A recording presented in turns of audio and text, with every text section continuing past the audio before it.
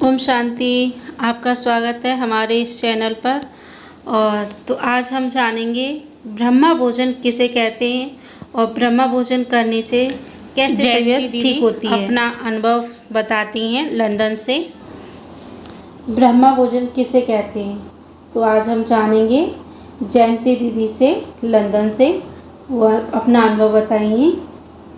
तो दीदी ने बताया कि शिव बाबा ने ब्रह्मा के द्वारा यज्ञ की स्थापना की। ब्रह्मा बाबा का तन मन धन यज्ञ में सुहा हुआ।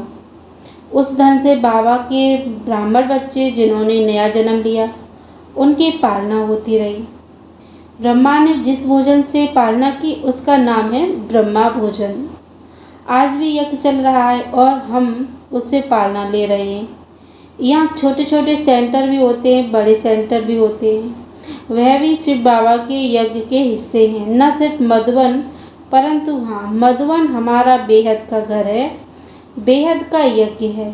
हर देश में हर सेंटर में जहाँ जहाँ बाबा ने स्थान बनाए हैं उनको भी यज्ञ कहेंगे।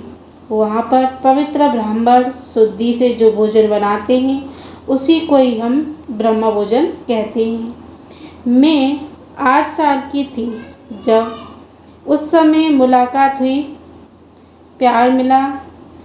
अगली बार मैंने मम्मा को देखा तब मम्मा की तबीयत अत्यधिक खराब थी। उस समय मुलाकात ही हुई, भोजन करते नहीं देखा, परंतु 2 खास बातें यज्ञ की दादियों ने बताई।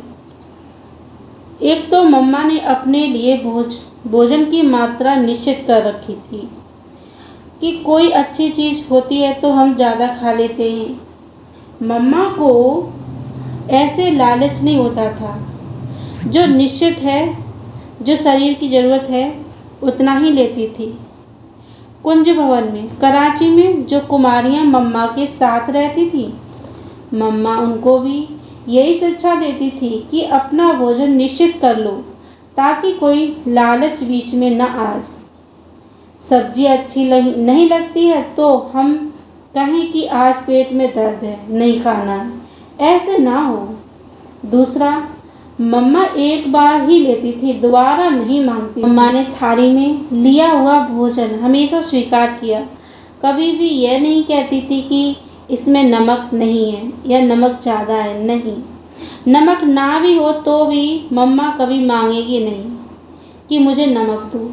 बाद में दूसरी बहनें खाएंगी तो कहेंगी मम्मा इसमें तो नमक ही नहीं था, आपने तो कुछ कहा ही नहीं। तब मम्मा मुस्कुराकर कहती थी कि ब्रह्मा भोजन है ना, जो सामने आया मैंने प्यार से स्वीकार किया। मम्मा की ऐसी ऊंची स्थिति थी, बाबा की याद अथवा एकाग्रता इतनी थी, मम्मा कोई भी बात में हिलती नहीं थी। ब्रह्मा बाबा के साथ कई बार भोजन किया, पिकनिक भी की। हम देखते थे कि बाबा के भोजन की मात्रा बहुत बहुत कम थी। अभी मैं समझती हूँ कि आयु का भी कुछ हिसाब रहा होगा, इसके कारण इतना कम मात्रा में लेते थे। बाबा एक एक बाइक खाते थे, जल्दी जल्दी खा लेना ऐसा नहीं करते थे। बाबा को याद किया, एक बाइक खाया, बाबा को याद किया। इस तरह से बाबा ब्रह्मा भोजन शिव बाबा को अपने साथ रखकर खाते, जो भी बना बहुत प्यार से स्वीकार करते थे। इससे भी हमें सीखने को मिलता है कि कैसे बाइक पर शिव बाबा को याद करके खाना है। बाबा को डायबिटीज़ थी परंतु कोई बच्चे विशेष टोली बनाकर ले आते थे तो बाबा उसका एक छोटा सा कोना भी जरूर स्वीकार करते थे।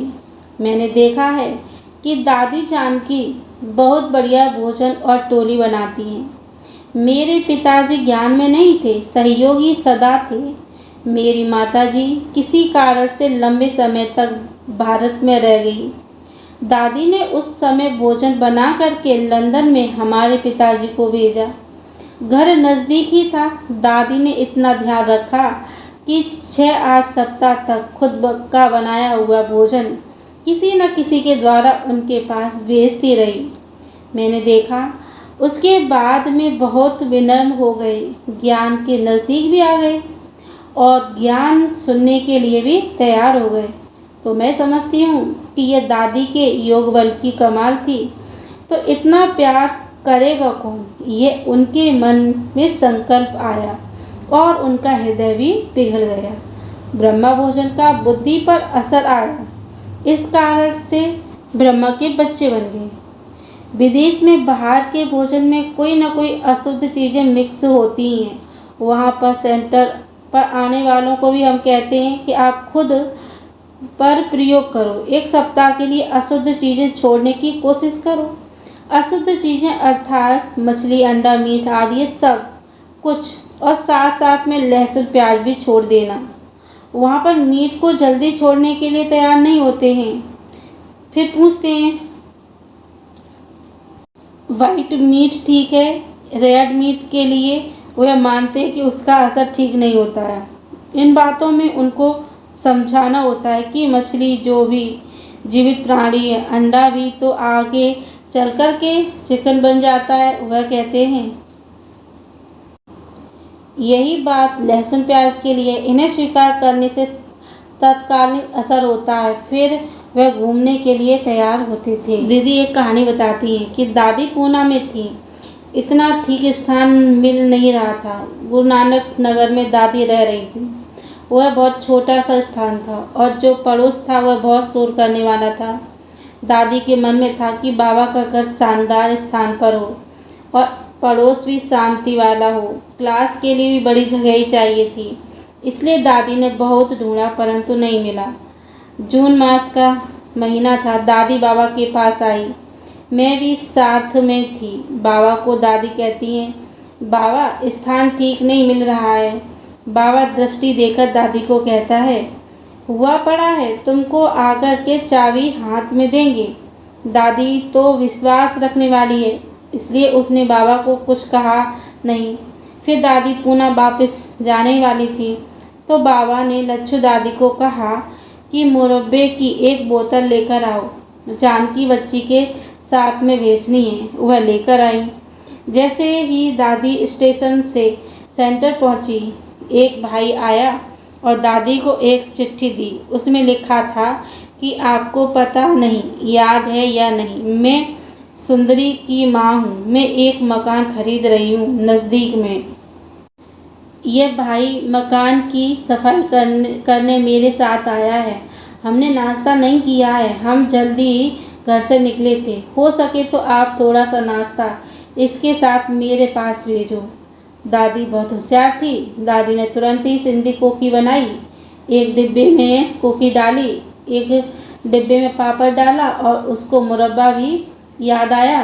मुरब्बा भी एक डिब्बी में डालकर भाई को दे दिया कि तुम मालकिन को दे देना। दादी ने बड़े प्यार से सब किया। दादी उसको जानती थी, पहले वह यज्ञ की स्टूडेंट थी, बाद में किनारा कर लिया था, तो दादी को उसकी बहुत अच्छी पहचान थी। शाम को वह माता दादी के पास आई। दादी को हाथ में चाबी देकर कहती है कि यह जो मकान है इसका क्या करना है। ऐसी कोई पक्की योजना मन में नहीं है। अच्छा मिल गया तो ले लिया, परंतु जब सफाई करवा रही थी तो ख्याल आया कि यह बाबा का घर होना चाहिए। बाबा के कार्य के लिए यह चाबी दे दूँ। तो इस प्रकार बाबा ने जो कहा था वो ही बात हुई। दादी हमेशा हंस के कहती है कि मुझे बाबा ने मुरब्बा भेजा, उस मुरब्बे ने आत्मा की बुद्धि को पलट दिया। तो ये था जयंती दीदी का अपना अनुभव ब्रह्मा भोजन के प्रति। तो आपको हमारा ये वीडियो कैसा लगा आप हमें कमेंट में ज़रूर बताएं और हमारे चैनल को सब्सक्राइब जरूर करें। वीडियो को लाइक करें, शेयर करें और फिर मिलते हैं एक और वीडियो के साथ। तब तक के लिए ओम शांति।